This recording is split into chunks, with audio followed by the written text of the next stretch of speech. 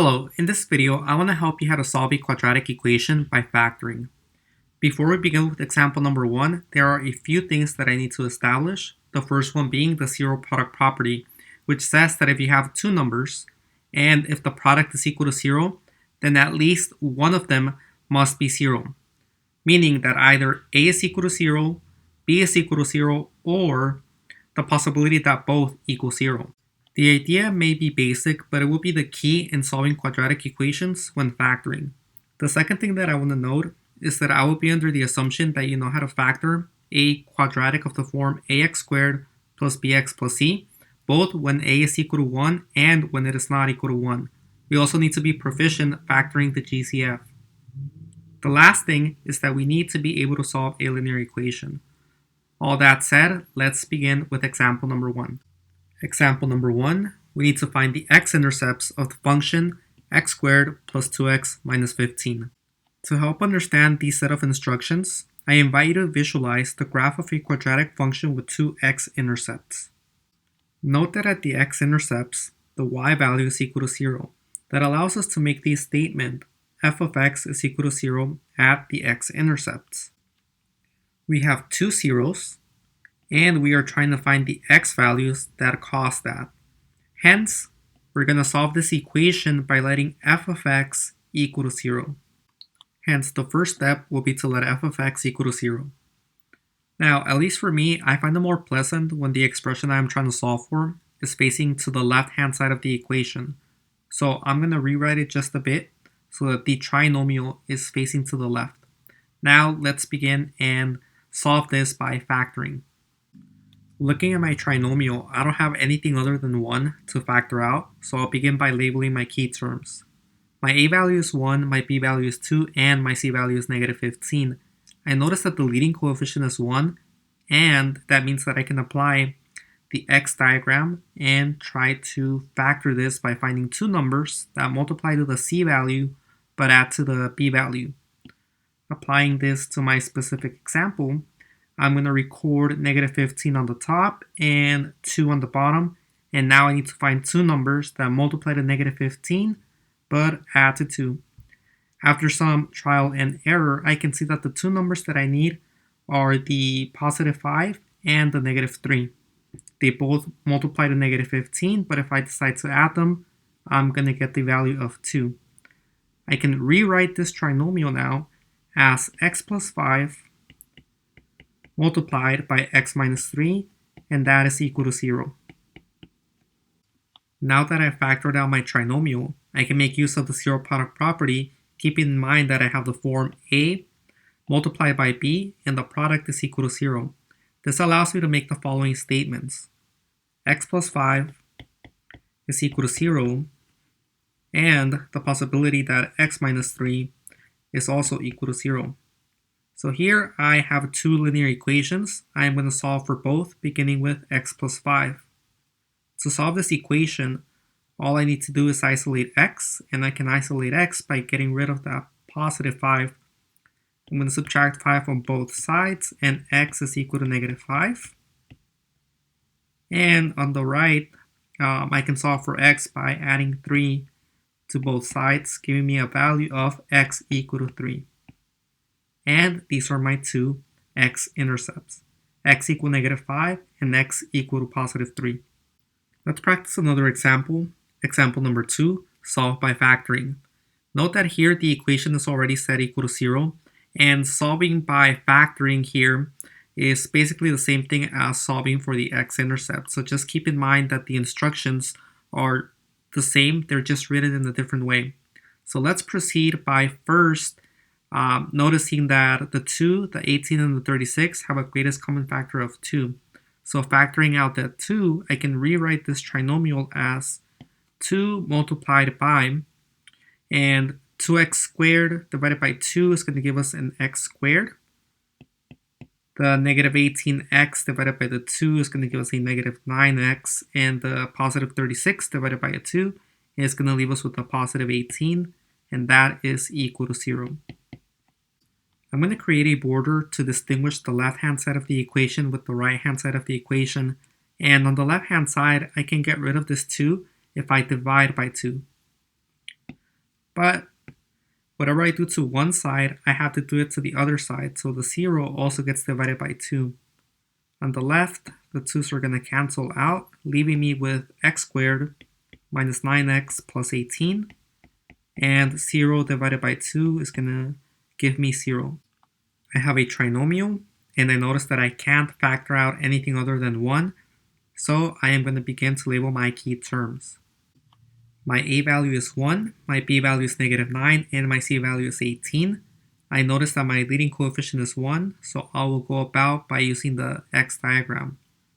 Applying it to my specific example, my c value is 18, my b value is negative 9, and I need to find two numbers that if I decide to multiply, I get 18, but if I decide to add, I should be getting the negative 9. And with some trial and error, you should be able to come to the conclusion that the two numbers that you need are negative 6 and negative 3. Negative 6 times negative 3 is positive 18, but when I add them, I get a negative 9. Now I can rewrite this trinomial as x minus 6 multiplied by x minus 3. And that is equal to 0. Applying the zero product property, I have the form a times b equal to 0 and can make the following statements. X minus 6 equal to 0 and x minus 3 equal to 0. I have two linear equations. I'm going to begin to solve the one in yellow first, and this is pretty simple. In order to isolate x, I can add 6 to both sides and get a value of x equal to 6. And for green, I can solve this by adding 3 to both sides, and my result ends up being x equal to 3. And those would be the two x-intercepts. Let's move on to example number 3, solve by factoring. Here we have negative x squared minus 14x minus 45 equal to 0. I'm going to draw a border to distinguish the left-hand side from the right-hand side. And the thing that I immediately notice is that I have a negative in my leading term. Whenever you have a negative on your leading term, make sure to factor that out. So factoring out the negative 1, I can rewrite the expression as negative 1 multiplied by, and then negative x squared divided by negative 1 gives us a x squared. Negative 14x divided by negative 1 gives us a positive 14x. And negative 45 divided by negative 1 gives us a positive 45. The next thing I'm going to do is to get rid of this negative 1 by dividing both sides of the equation by negative 1. Now I can get rid of these on the left-hand side, and I'm left with x squared plus 14x plus 45. And on the right-hand side, the 0 divided by the negative 1 is still going to be 0. I have a trinomial on the left-hand side, and I cannot factor out anything other than 1, so I'll begin by first labeling my key terms. My a value is equal to 1, my b value is equal to 14, and my c value is equal to 45. I take note that my leading coefficient is 1, so I will go about by using the x diagram in order to factor this trinomial, getting two numbers that multiply to c, but add to b. So I record my 45 on the top and my 14 on the bottom. After some trial and error, I can see that the two numbers that will help me do this are the 9 and the 5. 9 times 5 will give me the 45, but if I add them, they'll give me 14. Hence, I can rewrite this trinomial as x plus 9 multiplied by x plus 5. And that is equal to 0. Now that I factored out my trinomial, I will apply the zero product property, noting that I have the product of two things, and that product is equal to 0. This allows me to make the following statements. The first one, x plus 9 equal to 0, and the second one, the x plus 5 equal to 0. I have two linear equations. I can solve both of them beginning with yellow. Here, to isolate x, I can subtract 9 from both sides, and I get that x is equal to negative 9. On green, I can solve by subtracting 5 on both sides, and I get a value of x equal to negative 5. So those are my two x-intercepts, x equal to negative 9 and x equal to negative 5. I want to go over one final example. Example number 4, we have to find the x-intercepts, and we have 3x squared plus 16x equal to negative 5. I will begin by drawing a borderline to distinguish the left-hand side from the right-hand side. And keep in mind that for these types of problems, we always want to have a trinomial set equal to 0, because we want to factor out the trinomial and then apply the zero product property. So what I'm going to do here is I will rewrite the equation by moving this negative 5 to the left-hand side. And I can do that if I add 5 to both sides. On the right-hand side, the negative 5 and the positive 5, they're going to cancel out, and I get 0, which is what I want. On the left-hand side, I'm going to get the trinomial 3x squared plus 16x plus 5. Now that I have a trinomial on the left-hand side, I can begin to try and factor it. The first thing I want to check and see is if I can factor out something other than 1, but after some few seconds, I can already tell that that's not going to be possible. So I will label all of my key terms. My a value is going to be 3, my b value is 16, and my c value is 5. Note that my leading coefficient is not 1, so I cannot apply the x diagram, but I can, however, apply the snowflake diagram. I will apply this to my specific example. So let me go ahead and draw this. And now on the top, I'm going to record the value of a multiplied by c. So 3 multiplied by 5, that's going to give me 15. On the upper wings, I have to record my a value. So that's going to be 3. And on the bottom, I record the value of b, that's 16. And now I need to find two numbers that multiply to 15, but if I add them, they'll give me the 16. And here I can tell that the two numbers are going to be 15 and 1.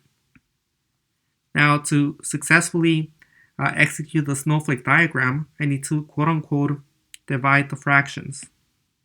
This left one and this right one. The left one, the 3 over 15, I can reduce to a 1 over 5 if I divide numerator and denominator by 3. This fraction on the right is already in simplest form, so I'm going to leave it at that. And I can rewrite my trinomial as 1x plus 5, or simply just x plus 5, multiplied by 3x plus 1. And that's equal to 0. I can now proceed to applying the zero product property, noticing that I have the product of two things and that product is equal to 0. So I can make the following statements: x plus 5 equal to 0 and 3x plus 1 equal to 0. I need to solve both of these linear equations. I'm going to begin with yellow. So to isolate x, I can subtract 5 on both sides, and I get the value of x equal to negative 5.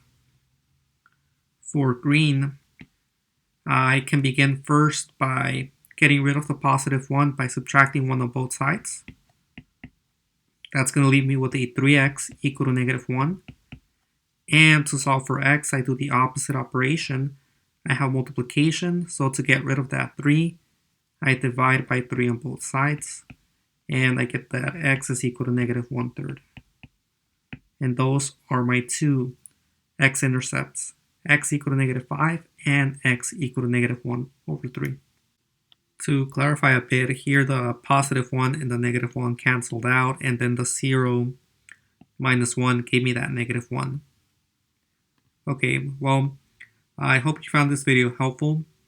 I'm going to leave you with some you try problems, so give them a try and see if you can figure them out. The answers, the solutions will be presented to you in 3, 2, and 1. Have a nice day, and I hope to see you next time.